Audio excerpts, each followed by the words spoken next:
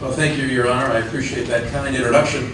I'm not sure I want to say anything and screw up what you're thinking right now. That was pretty good. I'd like to take you on the road if I could as well. Well, thanks for the opportunity. Thanks, George Mason. Dean, I know the Dean is here somewhere. I saw him a minute ago. Dean, wait, you got the back seat. All right. That's how you're a working dean. I appreciate the opportunity to be here, take a few minutes. And I don't want to go long. You have some very, very distinguished panelists. And I wish I could stay for that. Maybe you'll send me the CD. I can catch up. I just wanted to talk about a few things. So I first get on the committee in 2004 and get my first classified briefing on cyber activities in the United States and around the world. And it was one of those things that something we might want to pay attention to, something that could become an issue we can't handle. And unfortunately, exponentially since that day, it grew worse and more complicated, and an issue that is a serious threat to our national security, of which America is not prepared to handle. It is amazing to watch, even just the last couple of years, about nation states what I would argue are not rational actors. North Korea, Iran, developing and building its cyber capability to not only, well, they're not interested in espionage, let's put it that way. They are interested in attack and disruption. And when you have non-rational actors who have that capability, I'm only 20 years old, look at me. I worry about this every single night when we go through our daily prep briefings and policy decisions during the course of the day. This is alive and well, and we are in a cyber war, and we just don't know it as African Americans. It's that bad. I just happened to come back from New York talking to a few folks.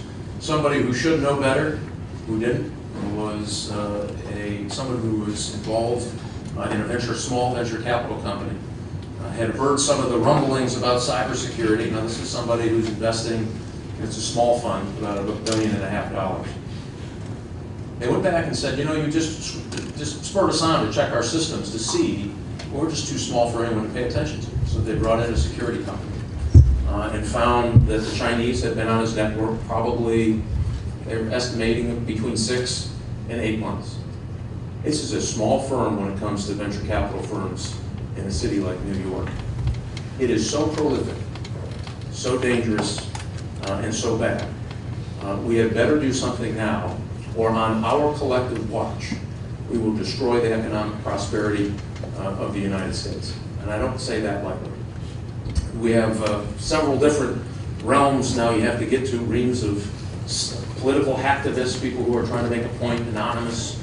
You have individual criminals, the guys in the bunny slippers in their mother's basement who are trying to break into your account and steal a few bucks. Organized criminals internationally who are well-trained, well-schooled, many of them former intelligence officers from places like Russia. And you have that cyber espionage the Chinese have engaged in, which is no comparison in history of the amount of economic wealth that they have stolen from not only just the United States, but other innovation economies, Japan and Germany and South Korea and France and Great Britain, and the list does not stop. If you have something of value, they have geared their military and intelligence services to configure a way to make a priority to steal intellectual property, to bring it back to China, to repurpose it, develop it, and put it into the market. It is a horrible, presents a horrible competition disadvantage for countries like the United States, who are so heavily dependent on our innovation for the next generation. One of the things that we have to do is begin to protect ourselves first. So here's how we do it. As the chairman of the Intelligence Committee, it's my job, as the director can tell you, to beat on these folks and say, what do we know about X? We got to fill in hole Y. We need information about these 3 things. So we push them, and they come back with their proposals, and they go out and do their work around the world, and they go out and find out what bad actors are doing in the cyber arena. They bring that information back, and we use that to protect our .mil networks. And candidly, our .mil networks are very well protected, probably the best in the world. The problem is about 90%, actually 80% of all of the networks across the United States are private networks. And so we are prohibited from sharing that information with the public sector private sector, excuse me, in a meaningful way that they might be able to protect their own networks. You know, I was an FBI agent in Chicago. If somebody called me and said, hey, there's going to be a home invasion at 123 Street tonight at 6 o'clock, I am morally obligated to do something about it. Contact the local police, to show up ourselves, to make sure that that person doesn't get through the front door and cause some harm. Think about what this cyber activity is. It is no different than a company wanting to pick up that 911 call and say, we are under attack and we need some help. So what we've said is, listen, with all the talk about offensive capability and developing an offensive capability in the United States, and we have lots of debates about that, believe me, are all worthy debates. None of it means a thing if we cannot protect our networks here at home. And candidly, we are not ready to protect our networks here at home. So we talk about Chinese espionage, that last ring, military style attack. And so we have several nations have used it. Russia, clearly, in Estonia, 2007. If you recall, when they tore down Lenin's statue, they were a little miffed, apparently. And they used a very aggressive cyber attack on Estonia. Severe damage, shut them down, scared them to death, by the way. So now one of the most vocal advocates for government's assistance in protecting networks you'll find is Estonia, and I highly recommend you meet the ambassador. She'll school you well on the threats of cybersecurity. They also used it as prepping the battlefield in South Ossetia before they went into Georgia. So they had a very aggressive cyber attack, disruption of their electric grid, their financial services network, then they sent in the soldiers and the tanks. So we know that nation states, including China, by the way, have this capability and are eager to put it into their arsenal. Now there's one thing about this. Russia and China are not likely to go after our financial services networks, not likely unless we are in direct conflict. They're rational actors as to the consequences of that kind of very disruptive behavior. And I argue the Chinese wouldn't want to go after our financial services networks. We owe them too much money. Oh, come on now. So you have those rational actors. Here's where it gets concerning, and we should be concerned today. North Korea showed that they, not about a month ago, had a capability to go in and they attacked a financial institution in South Korea and did some damage. Now, it's probably not where the other, well, I can say not probably, it is not where the other nation states are, but it shows they have a growing investment in their ability to conduct cyber attacks that have real consequences. Iran clearly has exponentially gotten better and is learning every day. If you're not familiar with the Saudi Aramco case, I recommend that you get familiar with it. It shows what a nation state can do when it sets its resources to attack a single business to cause destruction and harm to that particular establishment. So they attacked Saudi Aramco, a very important energy company in Saudi Arabia, the largest nation state owned of Saudi Arabia. Does all their transactions and clearances, financial transaction clearances for the country when it comes to oil and gas. So think about this. You show up at work, you have, say, 10,000 computers. You show up to work that day and 7,000 of those computers don't work anymore. And everything that's on those computers is gone. You can't reboot it, you're not going to find it again, it's gone. You can't even turn it on. It is a paperweight on your desk. They destroyed 30,000 machines in the attack on Saudi Aramco. 30,000. Here's where it really gets interesting. They also went in and manipulated data. So instead of Mike Rogers owing Saudi Aramco $100, they had it turned around the other way. They manipulated data, they destroyed data, and then they destroyed machines. The scary part was it almost caught fire in the telecommunications network. It spilled over. I don't think that was by design. I think that was just by the propagation of this particular malware that almost shut down and destroyed certain pieces of equipment in the telecommunications private companies that are operating in that particular region. And it doesn't take too far if you understand common communications that can hop pretty quickly, not only across the Middle East, but across continents, across oceans, and get to a place like the United States. And if that doesn't worry you enough, imagine that. So we now know that, according to public reports, Iran has been lapping at our shores and probing our financial services institutions. Not with their best stuff was, we believe, Saudi Aramco plus. But here, just trying to find vulnerabilities in our financial services networks. Why is that a problem? Imagine a bank that does, say, $8 trillion, $9 trillion in transaction clearances a day. Gets attacked, and the data is lost, the machines are broken, and we have what we would call chaos in a hurry. They know it.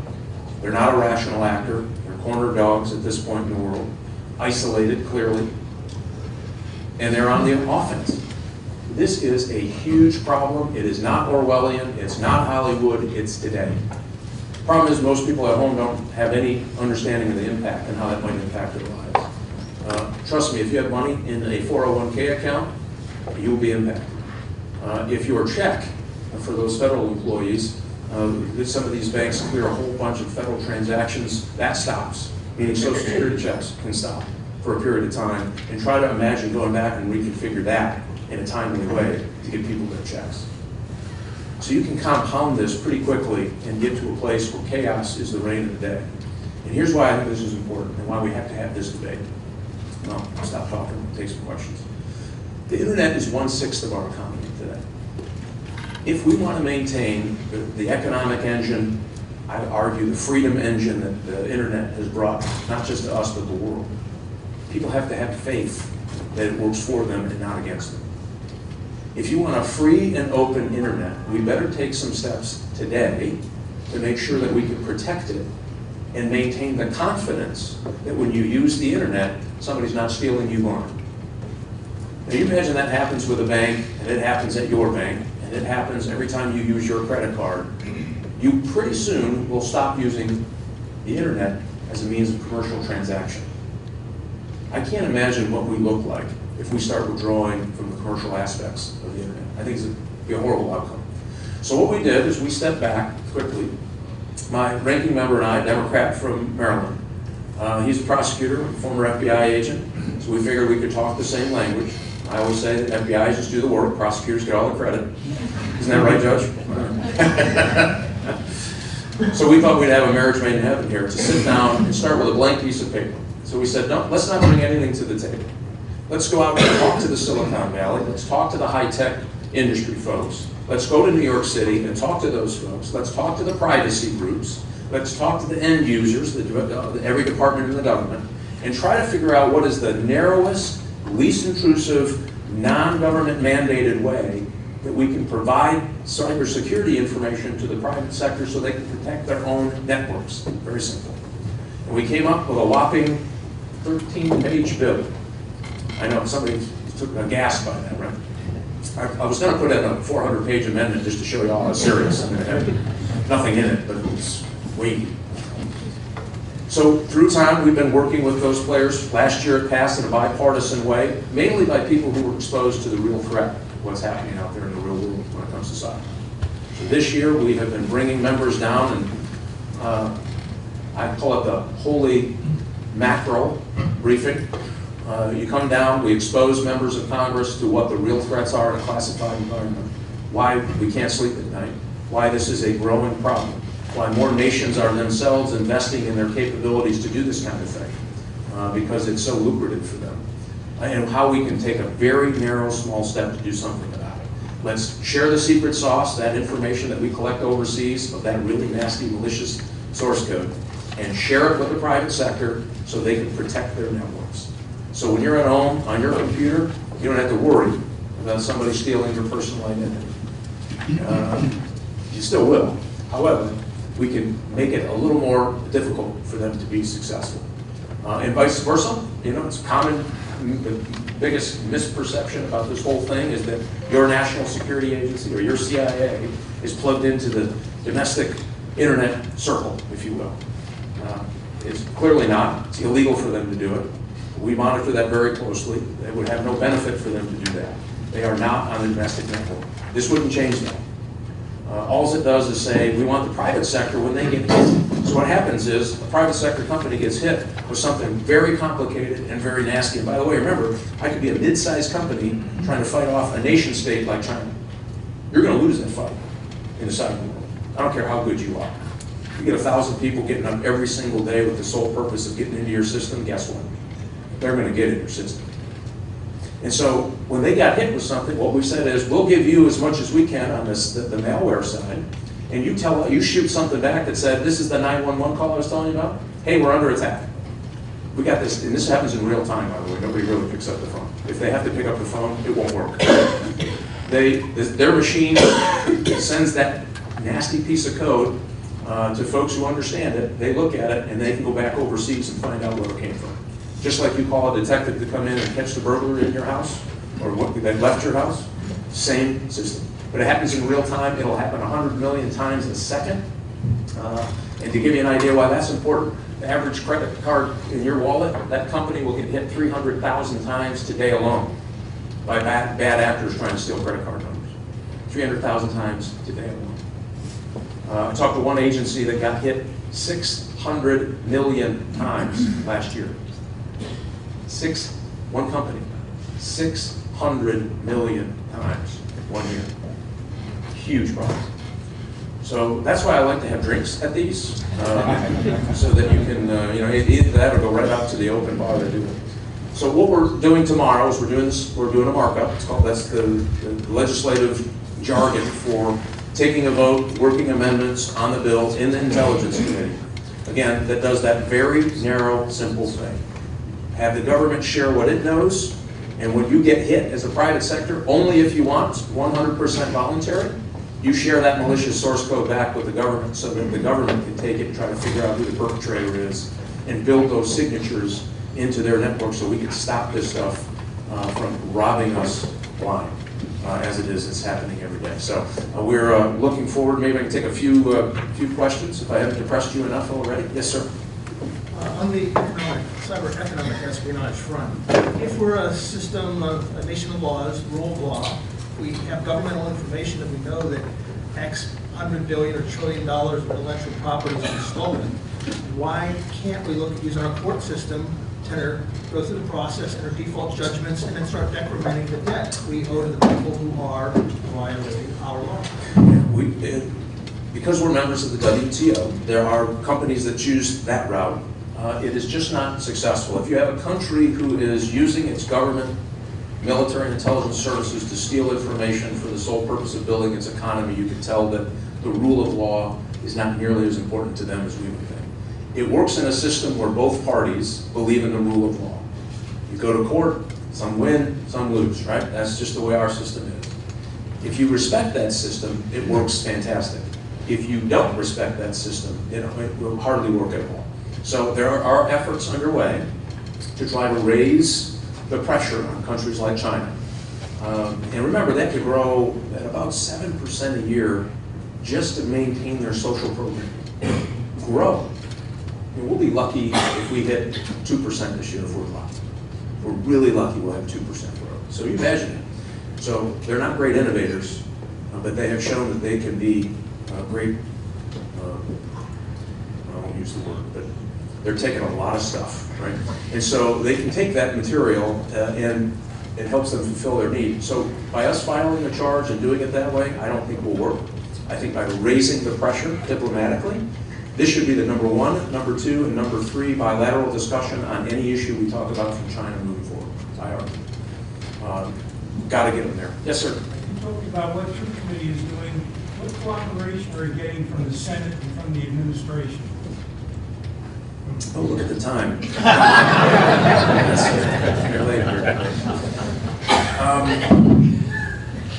Part of the problem is last year we got caught in the election cycle, so we got the bill out of my committee too late. This year it's better, much better awareness. You cannot open the paper today without another example of a cyber theft, cyber intrusion, hacking. That's helped, unfortunately. It's one way that's helped build the awareness in both places. So the good news is I'm having a constructive dialogue so far with the White House and constructive dialogue in the Senate. So we're going to get a bill by the end of this year that will get on the president's desk and get signed. I believe that. We are right in the middle of the making sausage part of that whole thing. And our goal is to protect privacy, civil liberties, let people understand exactly what the bill does. If people don't have faith that this thing is not intruding on their lives, it won't work. We need to make sure that that's right, and it doesn't. It's not a surveillance program, it doesn't matter. So we're going through that process now, and we're going through this education process. I mean, if you know a member of Congress, I highly recommend you call them and say, whatever you're for on cybersecurity, you better get out there and start fixing it. This is a great opportunity to do that. Yes, sir. So practically everything we really know about the Chinese attacks is because brave private citizens, from the GhostNet report to the Mandiant report to the Lucky Cat report from Trend Micro, got into their command and control servers and figured out what they were doing and learned a lot about them and revealed it to the public. We can't do this just with government resources. But you're under a lot of pressure, and I fear are going to accept an amendment that basically says we're not going to give any additional authority to private sector guys who want to investigate who's attacking. Can't we find a way to make sure we leverage some of those resources and under proper supervision allow people to do more about investigating their attackers? And you're talking about the hacking back provision of the bill. I do worry a little bit about cyber vigilantism, because if you're not at the top end of that spectrum, you can get it wrong for sure. You need supervision. Absolutely. So one of the things we didn't want to do is get into establishing new law by allowing people to participate in stealing back or hacking back. However, that being said, in an information sharing regimen, it empowers the government to know more about what's hitting the private sector, because we sometimes don't know. If we don't catch it overseas and you don't call the FBI, the federal government does not know what business has been hacked, which has been part of our problem about trying to get a handle on this. So most people think that the government's sitting on the internet listening and all that. It doesn't happen. And so one of our challenges is, how do we entice businesses to cooperate back so that we can find these new signatures out there? So the government cannot do it without the private sector. It is impossible. Private sector cannot do it without what the government does. I'll guarantee you it's impossible. Even your best CIO who tells you, got a handle on it, know exactly who they are, no problems, my argument is, find yourself a new CIO. Right? Because we know for sure, and the last estimate I heard from our intelligence services was that we would know almost 40% more of malicious source code that's laying on the shelf than the private sector even knows exists. So imagine the value of having that protect every network in America. Like, all you got to do is get in the right. If you know what you're looking for, you can find it. That's the beautiful thing. But this stuff is so sophisticated and so complicated, you have to know what you're looking for. And that's that benefit of sharing that we hope gets away from the need. Because what you're going to do is have somebody make a mistake and bring down a business, and those unintended consequences can be very, very serious. With botnets, and I will tell you that the sophistication. The good news is the government is getting better about catching on to how they do it, the signature-based attacks. But it's difficult, because that may take you through 5 or 6 countries, 100 different cities, before you find out where that thing was written and sent, somebody pushed the send button. That's the challenge. And I would argue, knowing what we know on our side, even some of the best private sector companies wouldn't have the ability to track it all the way back. Some can. A lot cannot. My fear would be those lot that cannot could cause more harm than they do good. So that's why we're kind of at work with that. Yes, sir. What role do you see state and local governments in the cyber policy? Yeah. I mean, obviously the criminal part of this is important. We're dealing with, as the intelligence guy, worried about what threats come into the country from overseas. I think it's not limited to that. We have criminal problems here in the country. So part of that sharing needs to be from federal to local and local to federal as well, because they can help us on signature-based attacks as well. And the more we know, and by the way, in a classified setting, the more you can stop. And the goal is, can you make it so hard and so difficult as we move forward, which it's not now. It is, I can't tell you how easy it is now. Can we make it so hard and difficult that it's not worth China investing as much money as they are in training a legion of cyber attack warriors? and intellectual property thieves. And that's what they're doing. Now, how do we make that so it's not really, has no dividend? And right now, their only consequence, there is no consequence. That's the problem. So that's why the sharing regimen between them. And then what you do is the state and the federal, our state and local will be heading out, trying to hopefully find those criminal elements that are operating within the United States, conducting crimes here. And the FBI is going to be part of this as well. So you have that, hopefully that dynamic in that way. Right, all the way in the back. In your markup of the bill, do you intend to address at all DOS attacks on 911 centers? Well, we wouldn't do it specifically by institution. You would hope that local unit of government would participate. Again, this is all voluntary. There's no mandates in this whatsoever. I don't think that would work. And so you hope that they participate. The FBI I will tell you, is getting better and better and better when it comes to the forensic cybercrime part. There are discussions about, hey, how do you try to stop it before it hits?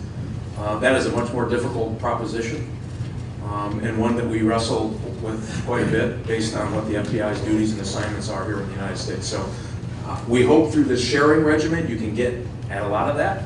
And here's the other benefit: when that 911 center is hit, God forbid, if you have real-time sharing capability and you're part of that loop, it is much easier to use the capability of, say, the FBI, who has this growing cyber capability, to find them quickly and have somebody hauled off in handcuffs and put in jail. And you're risking people's lives when you do that. Pretty serious. Thank you. A couple more. I don't know how many more you want to. I know you have a great panelist here. Panel of panelists.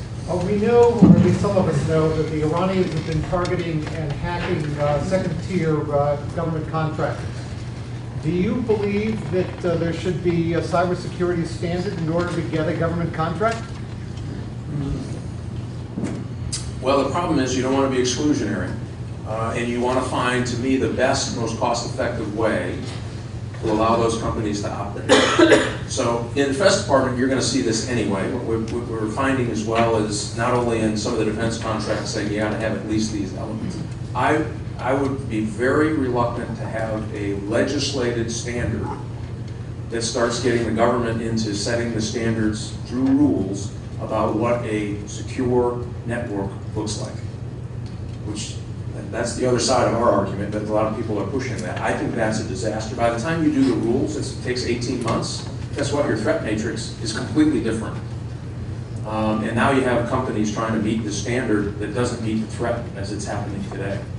And I think A, it's a waste of money, and B, I don't really want the government regulating into the internet. I think that would be a disaster. So we're having these discussions. I'll tell you what's interesting, coming out of New York over the weekend, is now these venture capital firms are starting to realize they don't want to invest in a company that is exposed to the vulnerability of getting all that intellectual property of which they invest in stolen. And so now they are putting, as a part of their contract of investment, their own standards on what those networks should look like. And I'm for that. I mean, you got the private sector and these folks who are exchanging money saying, hey, this is important enough for us to say, you want our money? Your system's got to look like this? Perfect. It's fast. They don't have to go to the government for permission. They can set their own standards. And when it changes in 6 months, you can change with the threat matrix.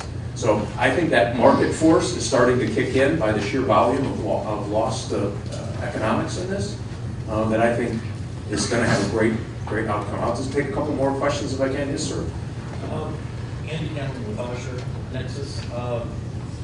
In the war on drugs, we found out that banks were a big part of the problem of moving money back and forth. And cyber warfare, obviously, a lot of these groups, the non-state sponsored ones, are getting funded somewhere. And banks are involved in this. We've been talking to a lot of folks up on Wall Street who want to figure out who they should be dealing with and not dealing with, and try and give bad banks bad ratings and stuff. Is there an economic bent to this? I mean, beyond on the criminals, I mean, you're talking about people trying to launder money, or you're talking Talk about people who are, or did you just say bankers are on drugs? Did I understand? But there are banks that are clearly funding corporations in China and I see Asia what you mean. that are knowingly involved in these type of activities. Is there a way to get Wall Street more involved in proactive risk management? Well, I think, again, the driving force is the sharing regime. And I do think there's going to be a parallel track here. The only reason I talk about the defense part is just because we're so far behind. We haven't even, in the old standard day, we haven't hired one soldier with one rifle yet to protect our networks, and there's an invasion underway, right? We're way behind the power. We have to fix that part. The second part and parallel part that I think is going to be equally important, where we gain the support of Germany and Japan and South Korea, other innovation economies in the world who are getting absolutely killed, is where we start putting pressure on China directly. The Mandy report was important because it named names. That was really important, and the Chinese hate that. Absolutely. And so what we're going to do is we're going to name more names, and we're going to start ramping this up. I argue that we ought to look at trade issues when it comes to companies that we have determined have stolen intellectual property, repurposed it, and put it in the market artificially. I'm a passionate believer in that. I'll guarantee you that will definitely get their attention. And again, we have to start putting into place things that take away the benefit of stealing this property and repurposing. We had one American company, it was a well-known manufacturer, estimates, got their blueprints for their product stolen. That product is now in production in China. 25,000 American manufacturing jobs, one company. Now they don't talk about it because they're afraid of the brand, they're afraid of announcing vulnerabilities. They don't get out there and wave the flag that they've been hit. But that's the kind of thing that's happening. There was another company that actually came to us, right, a company named American Semiconductor, who went to China to do a joint venture. Right? He has technology, or had technology, that would allow windmills and solar to be converted to the grid. Right? He had this patented technology. The Chinese government stole it, all of it. He went from a company that was valued at $1.8 billion to a company that's worth about $170 million today. He is no longer doing business in China. The #1 company in China doing that business is the company that stole it from him, that he did a joint venture with. And I wish I could tell you this is a rare thing. It happens again and again. There's a line around the Capitol building of companies willing to come in and tell us in a classified setting, I get my whole intellectual property portfolio is gone. I mean, I've never seen anything like this where we aren't jazzed and our blood pressure isn't up. I mean, this is unbelievable. Getting you all worked up. I apologize, I'm keeping the panel. I have one more question and then I'll have to call it up. Because I'm also from the European Commission and fellow at George Mason University. Well-functioning public-private partnership to share data at the Holy Grail, and we also have that, and we're still going to put that in practice. Basically, there are a number of hurdles which make this thing difficult to come back. Liability, privacy, competition among companies to share data that they show that they are vulnerable and they may get attacked by their competitors, and classification rules about information so that the partnership doesn't work this one way. Can you fix something like that in a bill? And if so, how are you going to fix that? Or contribute to get something fixed? Yeah. If we don't have liability in the bill, he was just saying this is a hard problem to work because you have liability issues with sharing of information, and you have what the fear would be is an unwieldy cooperation, competition between companies. And so, yes, we put liability protection in the bill. And again, we did that because it has to be, in my mind, it has to be a voluntary process. You don't want any mandates telling people you must give us information or you must cooperate. We don't do that in the, well, we did it in the FBI, but it was only, for the hardest cases. Oh, come on, lighten up, people. And so we did. We built in liability so that they can share. And remember, this still has to happen in a classified way. If you just put all of this open on the open internet, they'll take that source code, change enough of it, it's in. I mean, this stuff is complicated stuff. So they can rework it. And so what we've tried to do is push it as far upstream in the system as you can. So your internet service provider would likely be the first members, I would guess, that would join and say, I want you share with me, and I'll tell you what we're catching on our system that's really nasty, and we'll build a better system together. And we think that's what happens. Then you'll have that next tier of very capable IT companies. If you're at a small company in America, you don't want to build a SCIF and have to meet all the standards of having and maintaining a SCIF and having the people for compliance for the SCIF just to share information if your ISP provider is already getting it, right? I would spend money. And so that's where we think we get the value on that downstream. Somebody was talking about supply chain. That supply chain is very vulnerable.